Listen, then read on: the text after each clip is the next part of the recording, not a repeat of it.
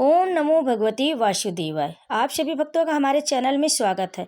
आप सभी पर भगवान विष्णु कृपा सदैव बनी रहे। आज हम सुनेंगे मार्गशीर्ष माह की कथा अध्याय 9। उससे पहले कमेंट में विष्णु भगवान की जय अवश्य लिखिए और हमारे चैनल को सब्सक्राइब भी जरूर कर ले। तो चलिए सुनते हैं हम आज की कथा। दोपहर के पूर्व का समय था। बैकुंठ लोक में भगवान विष्णु के द्वार पर दो प्रहरी पहरा देने के उद्देश्य से खड़े थे। उन प्रहरियों में एक का नाम जय और दूसरे का नाम विजय था। जो भी भगवान विष्णु से मिलने के लिए जाता उसे उन प्रहरियों से अनुमति लेनी पड़ती थी। स्वयं भगवान विष्णु का आदेश था, कोई भी अनुमति के बिना भीतर प्रवेश न करने पाए।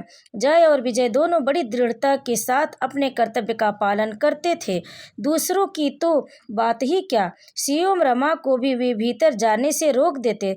एक बार रोके जाने पर रमा ने क्रुद्ध होकर उन्हें अभिशाप तक दे दिया था, किंतु फिर भी वे अपने कर्तव्य पालन से ढिलाई नहीं करते थे। संयोग की बात, सनकादि मुनि भी भ्रमण करते हुए भगवान विष्णु के दर्शनार्थ द्वार पर जा पहुंचे। सनकादि मुनि बहुत बड़े भक्त और ज्ञानी थे।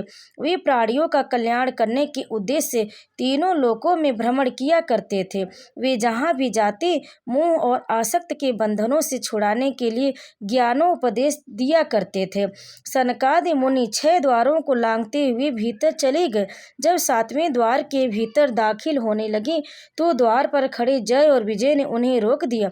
उन्होंने कहा, अनुमति के बिना भीतर प्रवेश करना निषिद्ध है। सनकादि मुनि रुक गए। उन्होंने जय और विजय की ओर देखते हुए कहा, हमारे लिए भी निषिद्ध है। हम भगवान के अनन्य भक्त और प्रेमियों में हैं। जय और विजय ने उत्तर दिया, आप कोई भी हो, अनुमति के बिना भीतर नहीं जा सकते। स्वयं भगवान का ही आदेश है कि बिना अनुमति किसी को भीतर न आने दो। स्वयं रमा को भी इस नियम का पालन करना पड़ता है। यद्यपि जय और विजय ने नियम का पालन किया था, किंतु सनकादि मुनि ने उस नियम पालन से अपने अपमान का अनुभव किया। वे क्षुब्ध हो उठे। उन्होंने जय और विजय की ओर देखते हुए कहा, यह विष्णु लोक है। विष्णु लोक में वे विष्णु भगवान रहते हैं, जो भेदों से परे हैं, जो प्रेम के प्रतिरूप है। इस लोक में जो भी प्राणी रहता है उसके हृदय में भेदों का विकार नहीं रहता, वह सम होता है, एक रूप होता है। तुम दोनों बैकुंठ लोक में रहने योग्य नहीं हो, क्योंकि तुम्हारे हृदय में भेदों का विकार है। हम तुम दोनों को श्राप दे रहे हैं कि दैत्य लोक में जाकर जन्म लो। सनकादि मुनि का श्राप सुनकर जय और विजय बड़े दुखी हुए। दोनों ने विनीत वाणी में निवेदन किया, मुनि, हमने जो कुछ किया अपने कर्तव्य पालन के लिए किया, किंतु फिर भी हम आपका श्राप स्वीकार कर रहे हैं। पर आप हम पर कृपा करें, हमें कोई ऐसा उपाय बताएं जिसके द्वारा हम पुनः बैकुंठ लोक में श्री हरि के निकट आ सके। दोनों प्रहरियों और सनकादि मुनि ने वार्तालाप हो ही रहा था कि स्वयं भगवान विष्णु वहां उपस्थित हुए। उन्हें जब पता चला कि उनके पार्षदों ने सनकादि मुनि को द्वार पर रोक दिया तो वे स्वयं वहां पहुंचे। सनकादि मुनि ने भगवान को विनय पूर्वक प्रणाम किया। भगवान विष्णु ने सनकादि मुनि के प्रति सम्मान प्रकट करते हुए कहा, श्रेष्ठ मुनि, आपने मेरे पार्षदों को श्राप का दंड देकर अच्छा किया। मेरे पार्षदों ने आपका अपमान करके अच्छा नहीं किया। आपका अपमान मेरा अपमान है। भगवान विष्णु की विनम्रता ने सनकादि मुनि के हृदय में आनंद का सागर उड़ेल दिया। उन्होंने परमानंदित होकर कहा, भगवान, आप धन्य हैं। आप अपने इन सद्विचारों के कारण ही महान हैं। आप भेदों से परे, विकार से रहित प्रेम के समुद्र हैं। हम आपके दर्शन पाकर कृतकृत्य हो गए हैं। सनकादि मुनि जब भगवान विष्णु की अभिवंदना करके चले गए तो भगवान ने अपने पार्षदों की ओर देखते हुए कहा, तुम दोनों चिंता मत करो। इसके पूर्व लक्ष्मी जी भी तुम दोनों को श्राप दे चुकी है। जाओ, दैत्य वंश में जन्म लो। कुछ दिनों के पश्चात पुनः मेरे पास आ जाओगे। बैकुंठ नाथ के आश्वासन देने पर दोनों के मन को दुख दूर हो गया। दोनों बैकुंठ लोक छोड़कर असुरों के लोक में चले गए।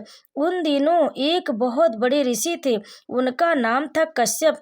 कश्यप की 2 पत्नियां थी, दिति और अदिति। दीति स्वभाव की बड़ी चंचला थी, किंतु अदिति शांत, मृदुला और क्षमाशील थी। संध्या का समय था। कश्यप संध्या वंदन के लिए कुशा आसन पर बैठे थे। दीति ने ऋषि के पास पहुंचकर उनका हाथ पकड़ लिया। वह उन्हें कुशासन से उठाती हुई बोली, मेरा मन चंचल हो उठा। आप मेरे पति हैं, आप मेरे मन की चंचलता को शांत कीजिए। ऋषि ने कुशासन से उठते हुए उत्तर में कहा, दीति, तुम्हारे मन की चंचलता तो शांत हो जाएगी, किंतु तुम्हारे गर्भ से जो संतान उत्पन्न होगी वह बुरे विचारों वाली होगी। ऋषि का कथन सत्य हुआ। उस समय पर दीति के गर्भ से 2 जुड़वा बालक पैदा हुए, जो पैदा होते ही दैत्यों की भांति बड़े हो गए। दीति के वे ही दोनों दैत्यपुत्र हिरण्याक्ष और हिरण्यकश्यप के नाम से प्रसिद्ध हुए।